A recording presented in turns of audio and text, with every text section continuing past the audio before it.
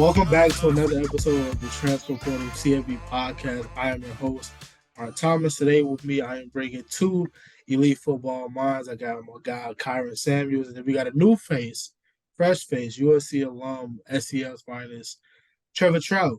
What's going on, man? How y'all doing? I'm good, man. I'm up here today. I'm ready to talk a little bit of ball. I'm here to, stop the nonsense out here, really lay the floor out here for people because I see people lying about these kids, what's happening at these schools right now. It's time for somebody to be a gatekeeper and tell the real truth what's really going on at these programs. Absolutely, man. That's what we're here to do, man. But before we get into these topics today, we got a few housekeeping things we need to take care of. So July 5th, the first ever edition of the Transfer Portal CFB preview magazine, a digital PDF publication sold for $9.99 with loads of content, in-depth previews of all FBS teams, the conferences. We have a few player focus articles that we're going to have in a magazine as well. Then we got 10 feature articles as well on top of that. So we have basically our Heisman list, All-American list. My All-American list may shock a few people. It may burn down Twitter for sure. But then we got bowl projections. So definitely a lot of great content in the magazine. So definitely be on the lookout for that. Also, don't forget to like, subscribe on YouTube. Leave a comment, man. Let's get that 5-star rating so we can get it out to the algorithm. We can also have this podcast on Apple, Spotify, wherever you can get your podcast from. Make sure you follow us on Twitter, Instagram, Facebook, TikTok. You can find those in the description box as we upload this video on YouTube, man. So thanks everyone for the support, man. So as we grow the team and our content for you. All right, so let's get into the show, man. So earlier today, we SEC spring meets happened today. There was a lot of controversial things that were talked about. But one of the things that stood out to me and the rest of you guys as well is Eli Drinkowitz had some very interesting comments. He said that players are now making more money than pediatricians, and pediatricians make a lot of money. I wish I was making pediatrician money, but these kids right now are obviously we're in the era of the new era of NIL and money being thrown around. But for him to say that, man, it's kind of hypocritical, man. So I just want to get you guys to start on Eli Drinkowitz's statement earlier today. Well, I'll go first because I'm not going to be that long-winded. I just think it's hypocritical. And the phrase that he used was, and these guys saved lives. And that's what he qualified about. Like, how can a kid that's playing college football make more than people that save lives? Which is, they do save lives. But come on, let's cut the mess here. Eli Drinkwitz just got a contract extension through 2027 that pays him $6 million annually, and he has yet to go over 500. By the end of that contract, he'll be making $7 million a year. That's amongst the elite contracts in college football.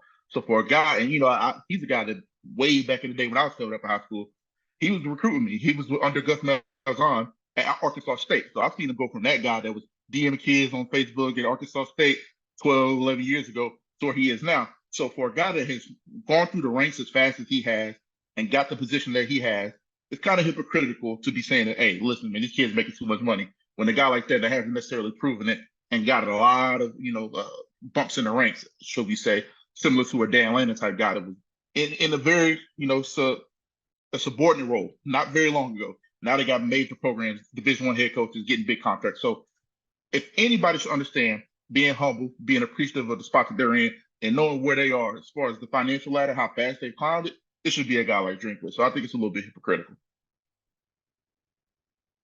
Here's my take on it. I'm not going to do a pocket watch of Eli Drinkwitz. That's just bad business. This is what I will say. In the NIL space, I will say that there's a wide receiver from St. Louis that was really good that wasn't free, and he has a great bag of chips, and they're really, really good. They really taste it. I also know there's another receiver who was a pro who also left because of these same type of bread issues. At the end of the day, again, not counting any pockets, but if you don't really want to deal with NIL, then you just don't do it. Mizzou has Walmart money. As long as Mizzou has Walmart money, if they can use it in the budget, they're going to use it, which they did. So, I mean, at the end of the day, you have a choice on if you want to pay. So we're doing the thing of the pediatrician. Well, the pediatrician is not bringing multi-million dollars to the school. It's just not. Right. That's just the facts to the situation. It's the same reason how come coaches make $4 to $9 million a year because they're not there to save lives. They're there to win football games. And the Right. people who are at the school and the donors decided that that person's worth more than the pediatrician that lives in that same state. This is what they decided. So we can go and we can do the back and forth of like it's just arguing, and I mean it's a waste of time. Like this is just the business of it. You want to win football games, you have money available, they're making more. Well, guess what? If you don't want to compete, then you don't pay it. Oh, but you want to win. Right. Oh, you want to win. So it changes things now, right? Because the thing is, if you don't win, guess what happens when you don't win? You get fired, chief. Oh, okay, because it's a production-based business, right? Not only that, the more money you spend on the program, the more money you're gonna make on the back end as a coach. I got a You win better ball one. games, you get more money on that. I got a better one, okay? Because let's say there's a top kid that you really, really want to get, and the boosters who you talk to every day, they really want you to have that kid. No matter what you may think of what his game is, whatever, what have you, you know it will really entice you to go get this kid and go get it done. And they're going to help you get that kid, and they're telling you to go get that kid, and he's a top kid. You might not even like him. You may love him. It doesn't matter. You're going to play ball because this is how the job works. Like, we're not going to do all this, the NIL, and now they're making more. Kyron, you've been a part of recruiting. Like, you've been around this a long time. Like, NIL, it's just a way, it's always just a different way of paying kids now, and the coaches Right. don't have to come out of pocket for it. Like, Right. you never heard players before going out and be like, oh man, this coach was cheating. Because, like, what does that do? Like, that doesn't help anybody. You understand what I'm saying?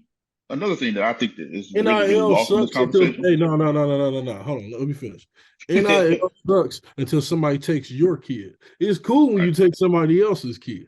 Yeah. It's cool That's when why I you didn't go appreciate down. what Pat Narduzzi said. He didn't say that he was mad because he lost Addison, some other kids, but he got Slovis. He got a bunch of other kids from the portal. He got a slew of kids from the portal this year. His new quarterback is from the portal.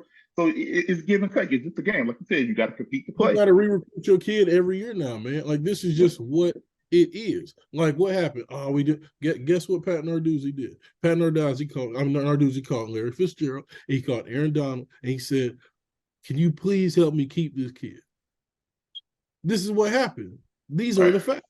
So it's like, and that has nothing to do with him or like, you know, what they do is jobs. And like, I'm not. That's not the game I'm playing. This is just the raw truth. And the truth is, you're going to have to re-recruit that kid. Like, when there's a top tailback in Middle Tennessee State, okay, nothing stops you from going down there and saying, hey, look, we got 250 for you, come up to our school. We call that good business in America. Right. So he's doing like good business. If South Carolina's going to pay me $250,000 and you can't pay it, then he's going to be gone. So you have to decide, how much do I value having this kid? And another thing I wanted to talk about is, like, coaches' salaries are public. This isn't like dues that we spilling or anything like that. Like, we can see what these guys are making, all the way down to analysts and assistants. They earned their money. They did their thing, right? Tell me what these guys are getting made in NIL money. Nobody knows. It's just a fictitious number. Like, there's no evaluation for these kids. You see these on-3 evaluations, and I'm not calling out any scout sites or anything like that, but these are just evaluations. This is what they think these kids can make. Nobody knows what these kids are actually getting paid unless you in the meetings, you are signing deals, you're cutting the checks. Furthermore, we don't know how many kids this affects. It's a very small number, though. People talk about it like it's all the whole team. It's only a certain amount of kids on that team every year that you really gonna have to come out of pocket for, and that you really have to re-recruit. It's 75 scholarship guys, Division I FBS, and then, I mean, you might know a little bit more than me, Mark. I don't know how many walk-ons. Let's say we add about 10, 20, 30 walk-ons. You got 100 kids you're dealing with. Out of those 100 kids, you might have to come out of pocket significantly for 3, 4, or 5 of those guys. That's it. The rest of those guys, they can get they Milo's P deals. They can get their crispy crunchy chicken gas station deals. They happy with that because that's what they're gonna get, and that's their market.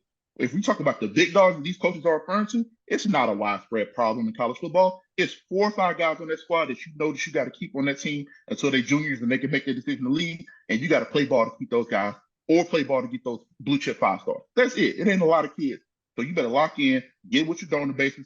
If anything, to me, that's a call out to them, this new donor base, to be like, hey, I need your help. So come help me keep these kids. That's essentially what Jimbo did last year when he was talking about saving. He was like, hey, I better keep coming that money. While you're there, I'll tell you, look, one thing I would tell you is this: Mizzou got a lot of money. Oh, They just need ton of to money. get the kids. I know they're playing with a lot of money. They're Yep. playing with at least 2.5 to 3 million, just playing around with it. The problem came was, if you bring in a certain player, okay, and then he makes a certain amount of money, the issue comes when there's another kid that you pay and he's better than the kid that you pay, right? That has nothing to do with the kids. That's not anybody's fault. That's just what it is. Because here's the thing, right? Be mad that kids can go be eligible immediately. Go be mad at that. Don't be mad at NIL. NIL not the problem. Oh, he's making $250,000 a year. Okay, cool. Let's look at the SEC TV deal. 2.6 billion. Let's look at the attendance every week. Let's look at the merch sales. We can go on and on and on. And then what? Okay, cool. At the game, right? Like how much they're selling on beer. Like there's 18-year-olds playing in these games. Okay, it's sponsored by Budweiser. Like what are we talking about? So they're gonna make that day at the stadium probably $350,000 that day. And minimum. That's just game. I'm just talking about on the drink ticket. That's it. They make that in a day. So like, what are we talking about? Like you said, the bigger problem is the donor bases, the NIL, whatever, or the collectors, however you want to frame it, is the infrastructure. Because we've seen it. Texas got more money than anybody. They had a problem for a while recruiting kids. When I was in school, Kyron, kids, again, Austin is hot. When I was in school, kids were coming into classes in Texas wearing chinchilla coats. Chinchilla. I used to talk to them, bro. They used to say, we get paid twice a month. We get two checks, bro. So the money has never been the issue. It's the infrastructure around it. Who is giving the money? Who are you giving the money to? How are you recouping the money? Man, look. Texas used to throw, if you were trying to get a top end, they would throw about 250, 350 up front. Hey, this is the business. What are we talking about? Look, we might be a little bit more privy to the system than other people, but this is how it goes, man. And beyond that, the coaches know how this works. So to me, when I hear stuff like this in a big stage, right? He's done a million interviews. I've seen him down the Senior Bowl. He was doing interviews down there. He waited till the SEC meetings in the spring meetings where Nick Saban's going to be there, Kirby Smart's going to be there, Jimbo Fisher's going to be there, all the big names, right? It's a way for Missouri to stand out from the crowd. To me, I see this as posturing a little bit. I'm going to tell you what it is. Now, let's just tell it for what it is. He mad that the dude that's probably sitting right there in that room. Remember they had, what was his name? The receiver. Dominic Levitt. Dominic Levitt. They went and took that boy from him because he had the bread and budget, and now people want to be mad. That's all it is. Like he not finna go to that coach and finna have a sit down with him, and that's just the game. Yep. Like so everyone's just going up there and they're politicking. Like it's just how it works. It don't mean they're good people or bad people. It's just it what happens. But the thing is now it's within the rules. Like, when they change the rules, hey, who that's fine.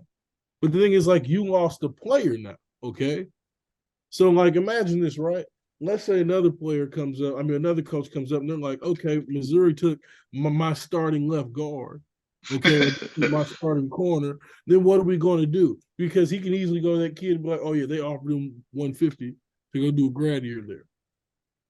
My top game is the game. Game is the game, right? What you think about it, Martin? You hosting, but what you think about it, man? Get up.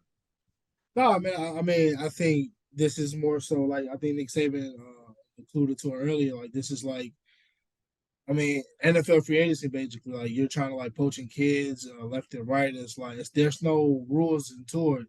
Which is actually I'm glad we were talking about this because this is going to bring me to my next segment. But before we hop into that, no, you can unionize it.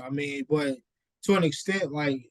Okay, if the players' union, how would you even correlate that? You know what I mean? Like, yeah, like you can try to like make it even, as Nick said, but at the end of the day, it's not because money talks.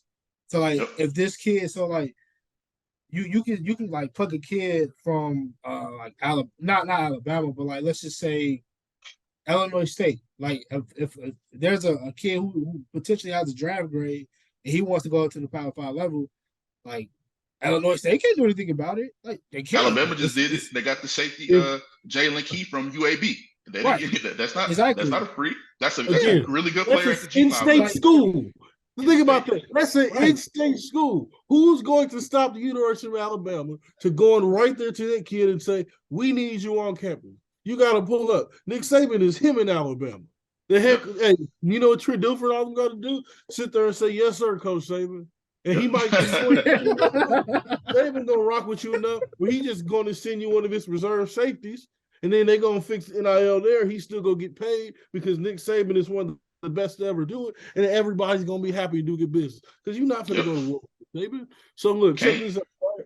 What we're gonna do? We're gonna start putting salary caps and luxury taxes on how much you can spend in NIL because we're gonna start doing that. We can do that with everything. We can do that with buildings that we buy. We can do this with how much we pay in coaches. If everybody's going to get collective bargaining of college football or just college sports in general, and let's do it. Then that's really what we're going to do. But I've always said Mark. the NCAA screwed this up from the beginning anyway, just because they didn't put no general rules into it. And like when a kid say they waited too long. They waited too long to figure out a structure to pay kids anyway. So you can't neglect the kids, and they paid for all these years.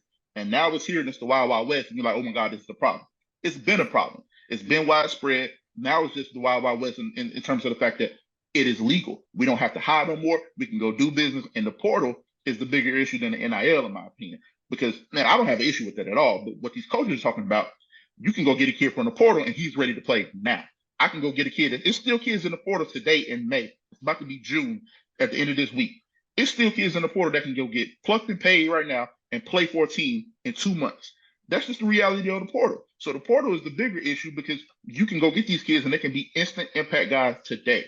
If you was going to have to pay them and they was going to sit for a year, we'd see a lot less movement. We would see a lot less money being thrown around. That's just the reality of it. For sure. We're not talking about how we got top 100 kids in America now because of the portal. They ain't got nowhere to go to school. Yep. Ain't nobody discussing that part. So clearly somebody's benefiting. Clearly, like, because think about it. How many high school kids are really being taken now at the high major? I ain't even talked about FCS. I ain't talking about Norman. I ain't talking about Sunbelt. I'm just talking about just the high major levels. They're only taking what? The top 50 to 60 kids in the country? That's it. Like, there's no point of a Rivals 250 no more. You're not no one's taking 250 kids at a high major D1 school. Even the kid who used to be on the cusp, he don't get to go now. Hey, real conversation. I mean, there's a program for every kid. I will say that as we talk about, as we will be talking about recruits later in the show. But since we're on the topic of the transfer portal, something just kind of clicked in my mind, right?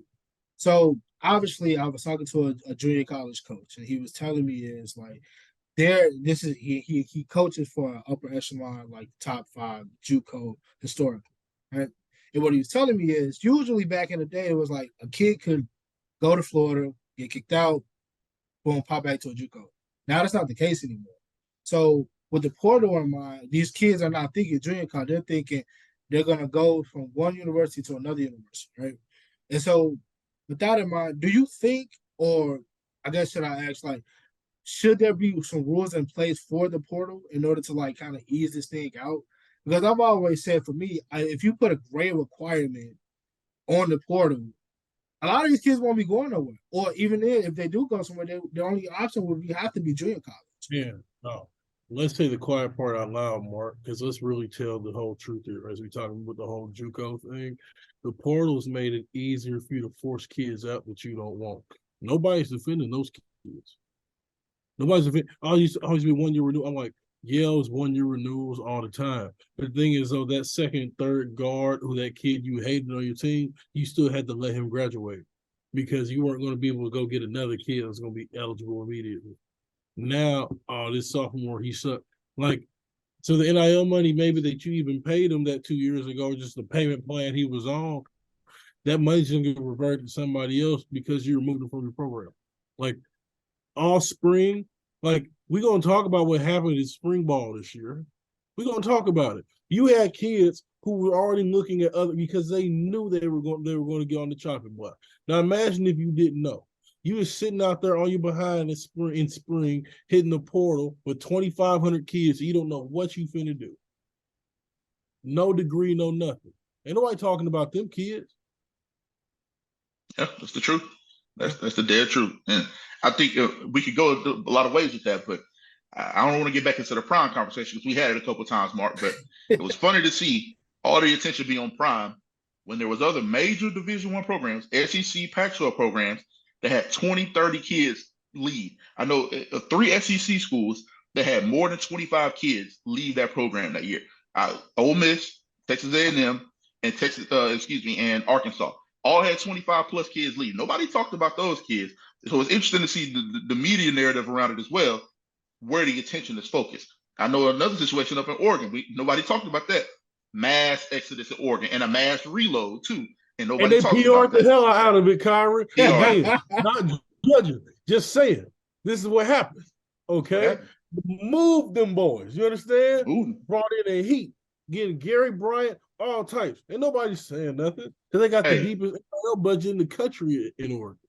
USC went from a 4-8 program to 11-2 last year, and then they 11-3, and then reloaded even more this offseason and went out and they retooled their entire defensive line with major P5 transfers. You got the Bear Alexander situation from Georgia. Now we're not talking about from smaller programs. We talk about from big dog programs. They got kids from Washington State, interconference, all kind of realignment going on to help retool that defensive line up to USC. But it's just funny, like I said, how we went and got Kyron Bars from Arizona. They got Traquan Fagans from Alabama. Mm-hmm. And then people don't talk about how those ramifications then bleed down to the younger guys. They went and got Traquan Fagans from Alabama. His little brother, who was a 5-star commit, one of the biggest recruits in the country, then in turn committed to USC as well. It's a pipeline down. And even talk about other kids from big programs. A kid from Alabama goes to Oregon and succeeds, has a great year. Man, I love it up here. You second string here. These guys, you better these guys. You come play with us, and we can go eat and do our thing over here. It's a turnover at every level in every situation. I saw kids who did full spring balls, and they hit the exit meeting, and them boys was getting ready for spring ball at Fresno State in the next couple weeks, bro. Real dog. Yep, that's the game. You start seeing your reps get cut, and you like, they really finna cook my education after 3 years of the grind. Like, I saw that happen. Like, this is the real. So it's like, if we're going to do it all the way. All the way. So let me ask y'all this then, right? So I forgot about the scholarship thing. I think maybe about 10 years ago, I think USC was the first school to actually honor 4-year scholarships. And every kid don't do that. Like, I hear stories about, there's a kid, my mentor, he told me about this kid who went to Tennessee, was good academically, but was like not cutting it on the football field. They couldn't take a scholarship. So, I mean, okay. So with the scholarship thing, do you think it should be on a? Do you think the NCAA should try to put some type of like rule or like some type of like, I guess, trust with the scholarship thing? They don't have. There's a way to do it, but people are too lazy to do it. Like, you can have a budget set up specifically aside for those kids. You know what I'm saying? Because here's the thing, in reality, it doesn't count against their scholarship count. Like, there's a way to do that. It's the same as when a kid gets hurt or gets injured. Like, you can make that not count against your scholarship count. There's people just not doing it. Like, I can tell you, because I can truly believe, I think I was on the last 2 classes that USC is doing a full, like, 4-year deal with. Do you feel what I'm saying? Like, you only signed one time. But that's not going to be the case, especially with the portal. Ain't nobody doing that no more. That's over. Right. No, that's cooked. Yeah, and even bigger, it's like, you can't get everybody on the same page. It might work for one university, but the smaller universities, they want to keep their kids or have more room to maneuver to gain more kids. It's just, you're never going to be able. This same thing going back to the union. It's going to be really hard. And I think Nick Saban knows this, but this kind of going through different conversations here. But the only way to honor this is by massive realignment all over college football, because G5 is not going to ever be able to compete with P5 in terms of recruiting, money, budget. Most P5s, it's still going to be a huge discrepancy. Let's use Alabama and Ole Miss, for example. Ole Miss is a respected program. Lane Kiffin's doing a great job there so far. they're never going to be able to compete with Alabama or Georgia in terms of infrastructure and being able to gain kids strictly through financial gain. So the only way to really get that going is if you realign the entire landscape of college football and just have two big conferences and make it the power, however you want to realign, however you want it to work out. The only way to make something like the unionization work, the uniformity in terms of rules and money, cap, all that stuff, is if you were to actually make something similar to the NFL and have two major conferences, put all your big dogs on one side, put the other half of them on this side, and then you get some kind of alignment there. But what that does is it completely turns everybody else into the Wild Wild West. And we kind of already seeing it. Look at what happened with the Pac-12. 3 or 4 years from now, the Pac-12 we know is going to cease to exist. Look at the Big 12. They've already made sweeping realignment to try to stay alive and stay afloat and to keep their thing going there. And it's not, I won't say it's working out the best for either one of those conferences right now. But that's just the way we had it, and people got to get on because college football as we know it is dead. People got to let that go. The past go. It's a whole new ball game. The TV contracts are only getting crazier. The money spent on kids and investment into the program is only going to get crazier. And the only way you can ever keep up with that is to really eliminate everything and start fresh. And I don't want it to get messed up like to where it's like, oh, we got to fit. Like, you know, I can do that all day long, blue in the face, but it's like, it's just not realistic. I'm not saying like we're going to run for, like, this will always be a hard cut, you know, business. I just don't want to hear the excuses and this needs to happen and I feel, and like nobody doing that, because in the day, like the players who on the field, like who really take care of, like, there'll be 85 kids on these teams. They got all different types of stuff going on. So it's like, I don't want to hear all that. Like at the same time though, it's like the game's always been the game. There's no running. Like this is not the business where it works out for everybody all the time. Yep. You just got to pray and hope it works. And ain't no excuses to be when you got a program like Utah that's finding a way year in and year out to put a top 10, 15 football program on the football field. D'Antonio, when he was at Michigan State, them boys was competitive every year with little infrastructure. Look at what Kansas State is doing with Chris Kleiman. There's so many teams that I could go on that is finding a way to stay relevant, to stay putting really good programs on the field without the same amount of money, without the same infrastructure, with the rule set that's affecting them. They losing kids just like everybody else losing kids, but they're finding a way to evaluate, pick the guys that fit their program, get them to come to that school, and then putting a good product on the field. So to me, there's no excuse. And people, I feel like a lot of it is just guys scared to compete, like we said earlier. You ain't got to have the biggest bankroll to compete. Like, with the portal, to be honest, if you were hot, like it's easier now just to transfer down. Like you can just transfer down now than put a squad together. That was always the thing back in the day. Yep. That was always the thing. Like if you at Jacksonville State now, like you can go in the portal. Jacksonville State can go, hey, we can give you 85 G's to pull up for your post grad. Like real talk though. You want a year to come showcase your talent? Come with us. Come on, man.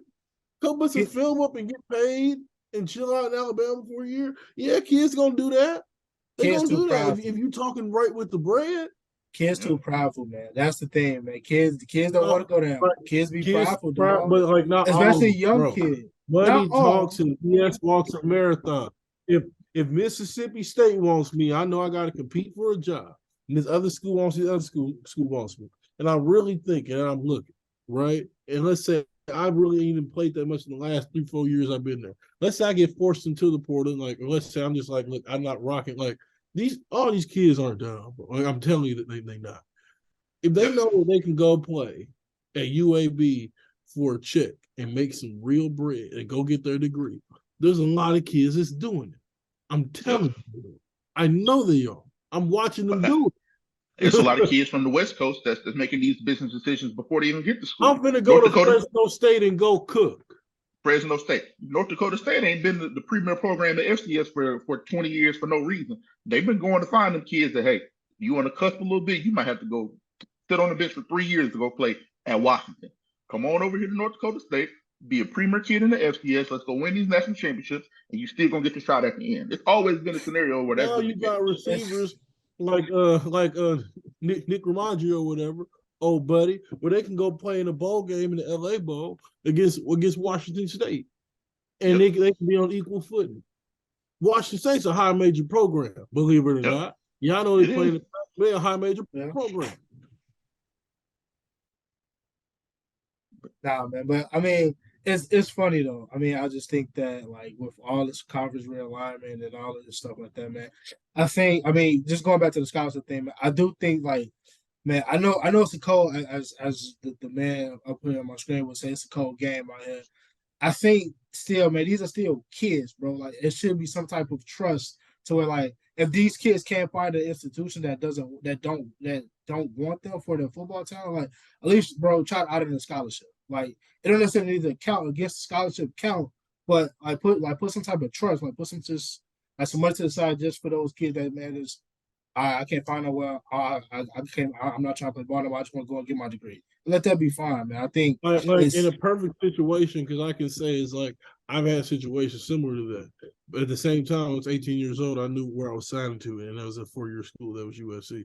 Like it does not work like that. It just doesn't. Yeah, it's too ideal. It's idealistic. It In a perfect world, sounds that'd be great. great. It Yep. sounds it great to does. say it and But this is perpetuate where the and put OGs it need out to in the come into world. place. This is where the OGs have to come into place to be like, hey, you need to call Reed to let you know, like, hey, listen, Here's that where was the the OG dream. here's OG problem, right? Like OG got to tell you from the jump that you can't play there when you coming out of high school. First of all, like that's what really got to happen, okay? And Or after that two, first or that second year, and you ain't playing, and you know that, Yeah, hey, they just got 3 more 5 stars that came in front of you. gotta because You gotta balance have it it, real like out. we talked about OG, earlier. you know what real Have OG that. gonna do? Real OG gonna call you and be like, "Hey, how things looking this spring? How many reps you take?" Okay, and he really your OG. He gonna tell you that the coach ain't gonna tell you why you out there busting your behind the weight room, and they probably finna move on from you soon. Like he follows the food rankings just like everybody else do. Like the portal is cracking. They Like got a now, big board in every one of these oh, offices. They scouting every year to take your job, kids Bubba. Yeah. kids used to not know when they were gonna get forced out. You know now. Yep. You know now because they And start like we cutting the said, reps. there's a program that will take you, and you just have to have the wherewithal and have to swallow your pride enough to be like, hey, this is my dream. I wanted to play at USC, Alabama, Mhm. but this is the reality of my situation, and it's a program out there for me. I just need to be the one to go find it, put myself out there. And like I said, it's different now. You used to have somebody to connect you to these programs. You got internet, you got Twitter, Facebook. You better Yeah, have your film ready coach and send your today. film off. Today's college coach, unless you're really a player, if you the second or third defensive end, and then you start calling his boy that's at Boise State, you know what's gonna happen? The coach at Boise State gonna call your D line coach, like, hey man, your boy hit me. He gonna be like, he's a great kid. Yeah, take it. He wants you to get on his program. That frees a scholarship up for him. Yep, Real talk. real talk. And the Boise State would be happy to have some of the kids that they can mold And because they messing the around and pay him. pay up and then the type of talent and the type of infrastructure that was at the Power Five, Pac-12 level. Let's use this as a scenario. You ain't competing with the same level of kids at a Mountain West University. And if you get out there in that Mountain West University and you still can't play, you just have to understand and accept what your time is, what your situation is, and make the most out of it with your schoolwork, network, and doing your thing. This has always been the case. So, get back to your original point about being rules and stuff in place. It's idealistic. In a perfect world, there would be something, but you just got to have the wherewithal, and you got to have the self evaluation, uh, the self realization. Like, hey, this is my situation. This is where I'm at, and then you make the best of it within this rule set. Because until something changes, you can't look for them to have your back because they've never had your back in terms of the NCAA infrastructure. For sure. Nah, man, this is a great topic, man. For sure. Definitely great talk, man. But we're gonna move on to the next topic. I know we talking about kids and programs and kids coming in changing the program, but we gotta talk about some of these kids, man. We talked about this last week, but some of these states, man, I mean, it's some underrated states, and there's also some overrated states when it comes to producing talent at a high school level, man. So Hey, this is what I've been waiting on because we gonna tell the truth today. We gonna tell uh, the truth today, man. I mean, listen, okay. So if you want to talk about Illinois, we can just get that out the way right now. I think Chicago public school football is some of the worst coach football. You can mark it down. You can do whatever. It's some of the worst football I've ever seen. And the crazy part is, there's been immense talent to come out of that city, out of the public school system, not the Catholic school, not the Catholic league. I mean, we can talk about the Catholic league and how they do dirty business another day. But when it comes to to public league football, man, it's so much talent. Like you talk about Juice Williams and um, It's who Juice. Damn, I'm trying to think of some more like Juice. It's been some kids for sure. I know it is. It's a lot, but I'm kind of getting excited right old now. boy from Phillips that played tight end. Oh, Jaleel Billingsley, man. My high school played him in a classic. I think it was at the East St. Louis Classic, 3-4 years ago. Yep, Jaleel Billingsley. We had Jordan Diamond, Chris Bryant from Simeon, D. Scott, Demarius Reed, the twins from Simeon. Like it's so much talent, man. But it's just Jesus. It's like they get to stay, and it's like they just don't know what to do. They just don't know how to coach. Like coaches will literally line 8 in the box, and you still gonna run the ball. Then once they get out of 8 in the box, you want to pass the ball and not run it. Like it's just silly stuff like that. Is just like ridiculous when it comes to just coaching and CPS football, man. And hopefully it can change. Hopefully we will see another state champion coming out the city. But right now, I just don't see it personally. But we're gonna start off with Trev, man. I know Trev has some agendas to get off. So go ahead. I don't have agendas. I can tell you who winning in this country. Oh, Hey, let's do it. Go ahead. All right, so I'm gonna let you get the rope. Okay. I ain't got no agendas. There's a lot of information and years of seeing and watching and being outside and being around where I can say, okay, this is gonna help you win over here. Staying over here and buying an apartment if you're Jimbo Fisher, this might not help you. This might be a waste of a lease. hey, let's get straight to it. The most overrated states in the country right now, we just gonna keep it a buck today. California and Texas. Top two, and let's get to it. You can go to California, get you a quarterback, but if it's anything other than a quarterback or potentially a wide receiver, I'm especially not no trenches. I'm not signing off on no trenches from no California. I'm not going to Texas to give me anything other than a quarterback or a wide receiver or maybe a defensive end. These are some of the most overrated states in terms of producing talent in the country because of the amount of people that they have per capita, the amount of resources that they have per capita, and the product and what's coming out of these programs is nowhere near what it's hyped up to be from a national level. You can have all the biggest stadiums, you can have all the nicest gear and the jerseys you want, you can play on ESPN 3-4 times a year. It don't change the fact that the actual talent, the actual product coming from these schools is not even close to being comparable to some of the stuff that I've seen come from Alabama, Georgia, Mississippi. We talk about underrated schools, Mississippi. Let's get out to St. Louis and talk about St. Louis, some of the Missouri talent. Let's get up there and let's talk about some of the New Jersey and the Ohio kids that don't get nearly in the programs. They don't get nearly the same amount of love nationally and don't get nearly the same amount of love when we talk about the top tier states in the country, but producing the most talent every year, year in, year out. I'm not even going to speak for myself because, like, again, different situation. I was a highly ranked kid. It didn't work out. You know what I'm saying? I went out to the California. Like, that's really the game. When we really looking at, okay, cool, where do I have to spend my time at where I'm recruiting? With California, okay, if I come out there, I'm coming out there to get a quarterback, and I'm coming to get it done. If I come out there to get a receiver or a corner, that boy better be really, really good, okay? There's a lot of kids out there. If I come out there to get a corner, I don't care if he's a high 4-star, if he went to plays in the training league. If I come out there to get a player, he better be a really, really good wide receiver or a really, really good quarterback. Other than that, if I'm a high major coach, I do not need to have an apartment building down there sitting in California. I don't need it. I really don't. Like, I don't. Like, I'm telling you, like, this is not me being funny. This is not. There's places you can go in this country. You can go to Louisiana. You can go to Missouri. You can go to Alabama. You can go, Florida. South Carolina. Got some crazy talent in South Carolina. Like, Virginia. hell, if you really look in the depths of Mississippi, in the depths of Kentucky, you can find a kid. Like, real Trench is crazy down there. You can go get a 3-star kid that ain't been coached well enough. Okay, here's the problem, right? This is really what happens in the game. No one wants to talk about the sport. You have to take highly ranked kids a lot, but I think we're slowly being removed from that, and here's why. Because the rankings used to control so much your bonus as a coach. So if I sign a top 10 class, I make more money.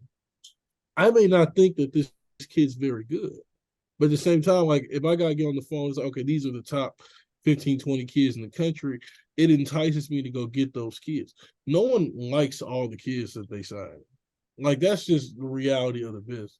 But it's like if I can go to my boosters, the people who pay me money, and say I signed a top 15, top 20 class, then I'm going to do that. I'm going to take that money guaranteed. And we're going to see what's going to happen. We're going to rock out with them kids. Now, if you don't win with them kids, that's on you. And that's what happens. That's the game. Because you don't know how good players are going to be. Regardless, though, that's how these things are going. Okay? But in reality, if we're talking about real ball, I know I can go to Florida. I know I can go to Louisiana and get a wide receiver. I can walk down the street and just walk and put my hat on and say nothing. And I can see 6 deers just running around, no shoes on. And I'm like, I need him on my team. Yep. Like, for example, like if I'm trying to get an offensive guard or tackle, I'm not going to Florida. I can get one out of there though. Yep. I can go get an edge about, but like guards, I'm not going there. But I can go down there to Alabama, okay, where a place where nobody gonna know where any of the kids are. You're gonna have to actually know what's going on down there because they don't got internet down there. And you can find a kid, you're like, whoa, this is a 4-star in every other state in the country. And Yep. just nobody seen this kid unless CJ seen him. Shout out CJ Kai. You know what time Yep. unless CJ seen him. Real That's OG. it. You feel what I'm saying? Like you have to really know. But I'm gonna tell you this: like these coaches, they know that they need to have a department in reserve, and it's nice and cheap. They're gonna keep one because the thing is, you can actually go get them if he's really good, and they become national recruits or whatever. But to be chasing, like, oh man, he's a top 15. Will you look at the national championship games? Well, it's time for real playoff football. If you were competing for actual championships in this country. Like, I'm not talking about all the other things. Like, again, there's good players all over. There's pros all over. When we do the college thing, I hate when people start talking about they got this many pros and that many pros. Pros don't always be the thing that win you college football games. Talent does. Yep. Size does. Bodies do. I done played with a lot of pros. And then they just, guess what? Them guys were better pros, but in the college game, in the field, like, this team's bigger, stronger, faster, more athletic. Period. Yep. Like it just that sometimes 7, exactly. 8 pros beats 1 or 2 pros. That's how it goes. So the more talent that you got. Sometimes look. I played with some dudes. I saw Tyler Vaughn, Michael Pittman, Amon-Ra St. Brown. Okay, like real players. Like Drake London. These are real players, man. Those are 4 NFL level wide receivers. And we would still lose to Washington State. That has nothing to do with them. It's just college football is different. It's a different game. And it's not like the coaching is superior all across the board in college football. Like it's like when Nick Saban did. Nick Saban said, look, I'm going to get the biggest and best athletes. I'm going to put them in front of you. And we're going to just wear you down and whoop your ass. You may have 2 pros in front of them that are built to dominate at the pro level. But in this game right now, what we're trying to do, we're better than you for this. Period. He can be zip him to all he wants when he hits the end. Yeah.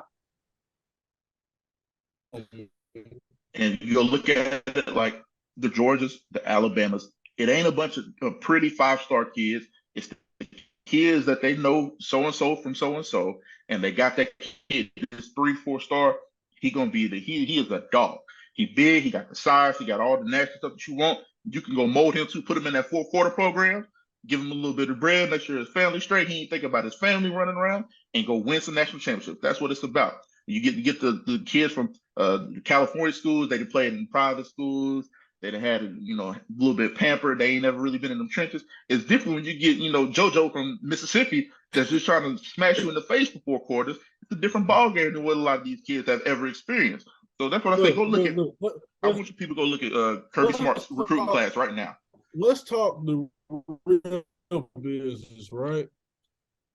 I can get this 3-star kid from Mississippi that nobody knows about and I can go to his mom and say, I'm gonna pay. Look, you got a job, and I'm gonna give him $50,000, and that's really cheaper for me than paying $250 to the 5-star kid in this other state who I think is just as good, and it might just be just a little bit better, just maybe a little bit. So I'm saving money in my pocket. Yep. Like it behooves me if I'm Nick Saban, like, oh, like, mom need a job. Like that's nothing. That's nothing. When I'm dealing with a top 25 kid, I gotta go do the ring around the rosy with everybody. I got to talk to a 707 coach. I got to talk to his trainer. I got to talk to all the people. And when you come to California, hold on. And when you come to California to recruit, this is what you got to deal with. Yep. Like this is just what you got to deal with. Help you in championships. You got to recruit.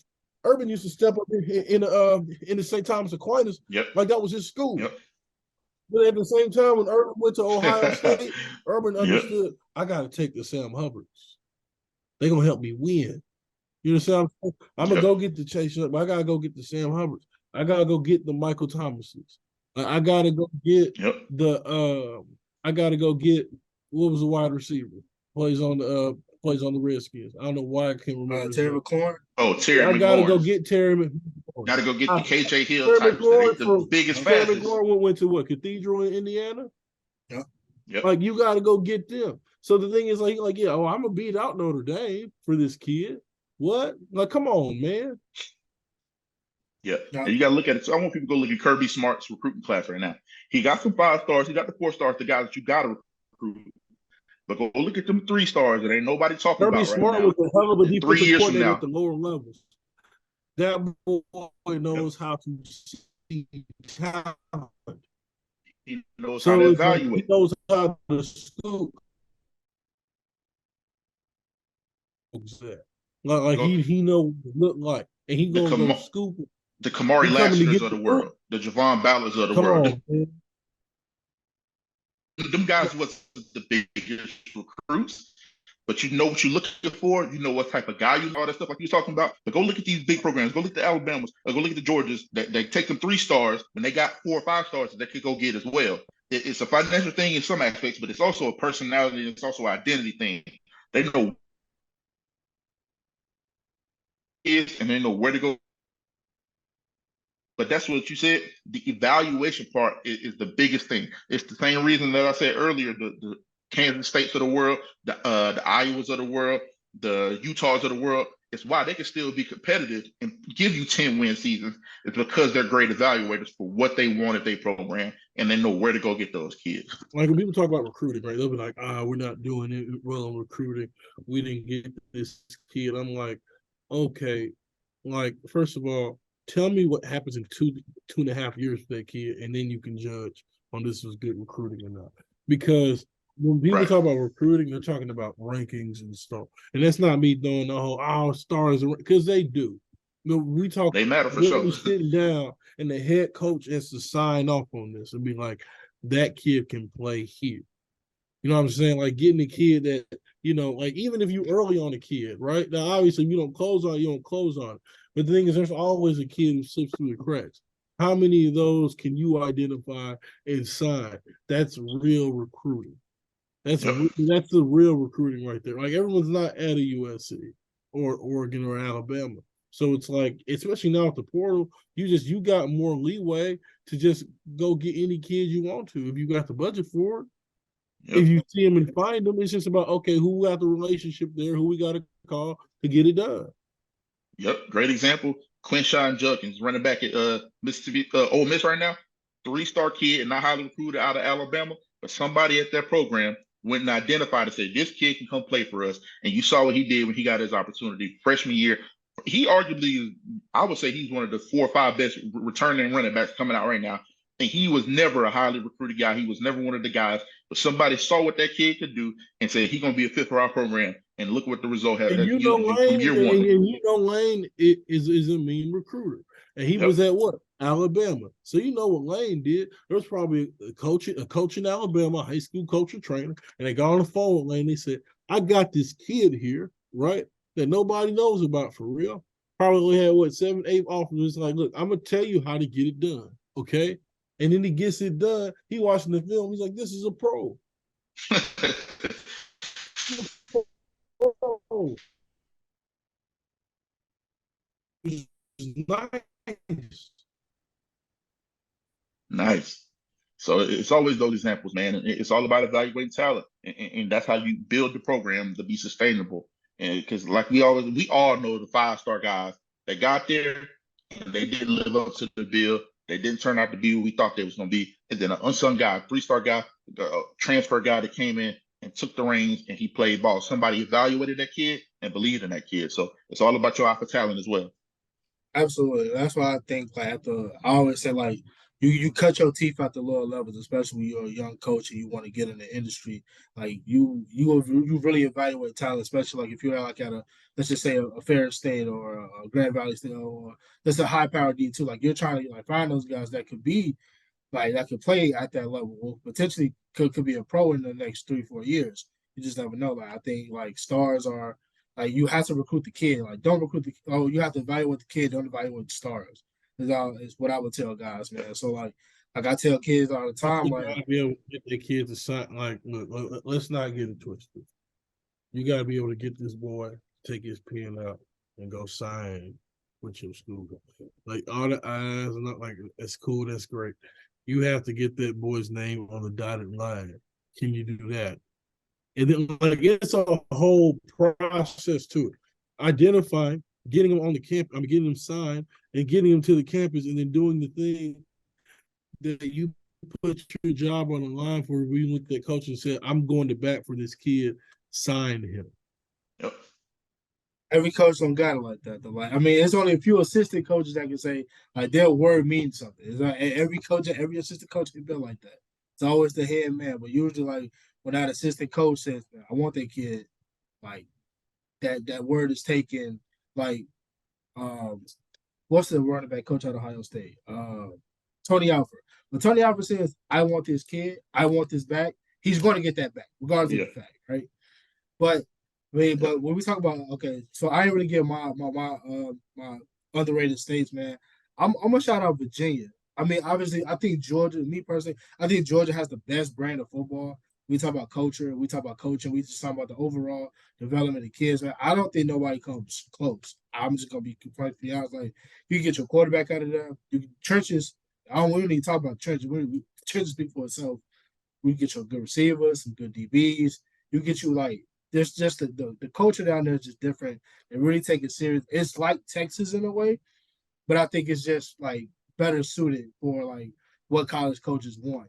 But We never touched on that, Kyron. We never really got to touch on Texas. We got a few. Yeah, I mean, I gotta go eat, man. I'm hungry. It looks good. It's shiny. They got nice Sark stadiums. and They got Jimbo nice stadiums. leave the state and come hang out with us and eat great food for a reason. Yep. They get on that plane for a reason. All the money that's being spent with all the big bills, like this is me telling the truth. They know, look, they have to recruit schools. If you're the head coach at a Texas school, you have to recruit Texas. You have to recruit Texas. It's not about the kids. It's not. No, those people who are spending the money there are from Texas. Like they went to UT, they went to A&M. Like they believe they have the best players. So the thing is, when it's time to cut the checks and all that, they're telling you who they want. They're telling you who they need to have, and you got to take them if you want to keep your job. Yep, that's how I go. With you, Mark, I do agree though. The VA is a very underrated place in terms of recruiting talent. I would say Mississippi is for sure up there if we talk about underrated talent. And you can go get a running back or offensive line or defensive line out of Mississippi anywhere you go. Like Trev said, you walk down the street, you'll find the guy that you look like he can go pull him on that GC counter, or he can plug that A gap and be your 3 down guy at the interior of that nose. And you can find your guy that go run you for 115, 120 yards a game. So that's another state that is very underrated. We talk about producing talent and the actual level of play style. We talk about high school football, very, very underrated. But we talked about the overrated, we talked about the underrated.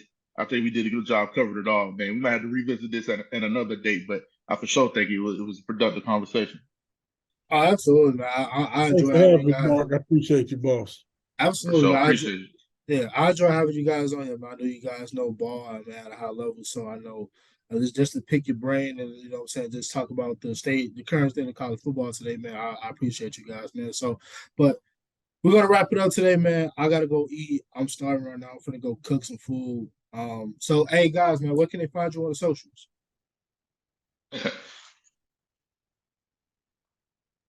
Hey man, at Total Trout Move, man. You know what time it is. You know what's going on over here.